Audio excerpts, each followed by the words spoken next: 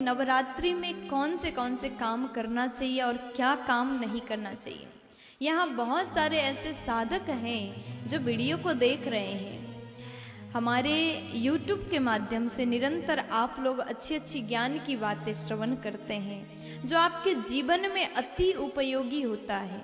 नवरात्रि के समय अगर आप भी व्रत करते हैं, 9 दिन माता रानी का सेवा करते हैं, आराधना करते हैं, तो इन बातों का विशेष करके ध्यान रखिएगा।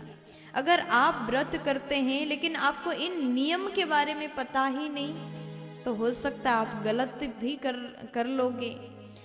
अगर नियम के बारे में आपको पता नहीं तो कहीं ना कहीं हमारे नियम में, व्रत के नियम में कुछ न कुछ कमी रह जाती है, जिसके कारण से जो फल नवरात्रि के समय का जो व्रत है उसका जो फल मिलना चाहिए था उस हिसाब से नहीं मिलता। देखिए, आपने नवरात्रि व्रत किया है तो माता रानी आपके ऊपर अत्यंत प्रसन्न हो जाएंगी, आपके ऊपर कृपा करेंगी। लेकिन नवरात्रि के व्रत के समय ये कुछ गलतियां आपसे ना हो पाए, इसलिए सुन करके इन बातों का आप विशेष ध्यान दीजिएगा। कहते हैं नवरात्रि में जो व्रत पूजन करता है उसको ध्यान देना चाहिए, वो जमीन पर ही सोए।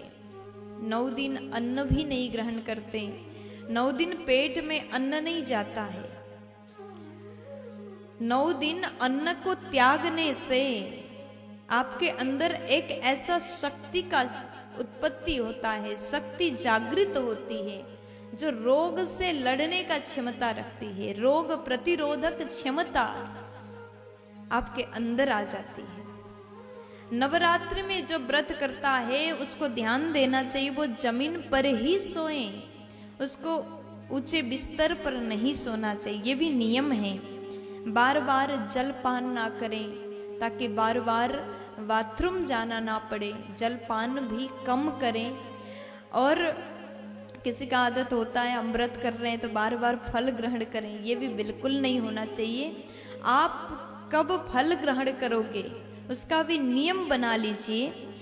और जो व्यक्ति नवरात्रि के व्रत करता है वो फलाहार करता है, लेकिन किसी का आदत होता है नवरात्रि के व्रत कर रहे हैं, धूम्रपान को नहीं छोड़ रहे हैं, धूम्रपान भी कर रहे हैं, बीड़ी खा रहे हैं, गुटखा खा रहे हैं। अगर नवरात्रि के व्रत के समय में ऐसे नशा युक्त चीज अगर आप सेवन करते हैं, धूम्रपान करते हैं, तो आपको नवरात्रि रहने का कोई फायदा नहीं, कोई फल नहीं मिलता।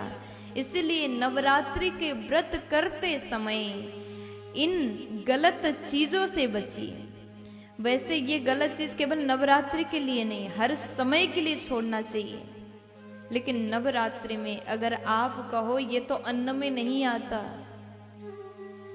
इसलिए हम थोड़ा सा सेवन करते हैं, तो आपका व्रत वहीं खंडित हुआ, आपका व्रत कभी पूर्ण हो ही नहीं सकता।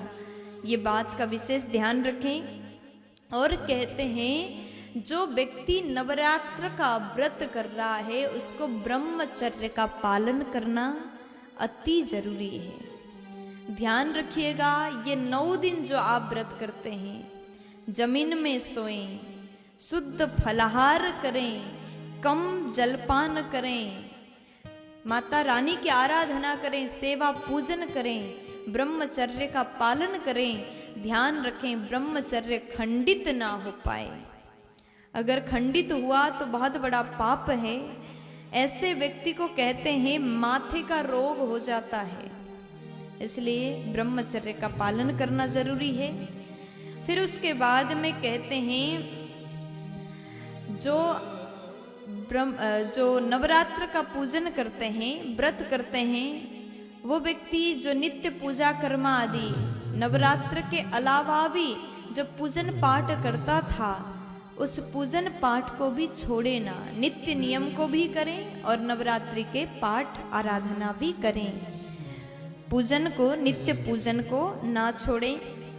और नित्य प्रति जवारे जो आप रखते हैं, जवारे पर पानी डालें, जल सिंचन करें, जल छिड़क दें।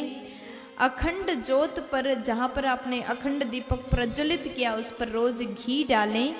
और उसके बाद में जहाँ पर आप पूजन कर रहे हैं, जहाँ पर माता रानी को आपने विराजमान कराया, वहाँ भूल से भी झाड़ू मत लगाएं। जो वहाँ पर गंदगी हुआ, कचड़ा हुआ, तो आप कपड़े से साफ कर सकते हैं, लेकिन झाड़ू का उपयोग उस जगह पर नहीं करना चाहिए।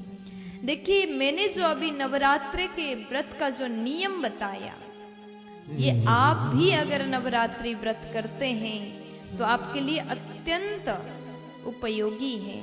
ये हर किसी को सुनना चाहिए। आपने सुन लिया तो इसको जरूर शेयर करिएगा, ताकि सभी को पता चले। नवरात्रि के समय चल रहा है, सबको पता भी चले क्या करना चाहिए, क्या नहीं करना चाहिए। प्यार से बोल दीजिए ना।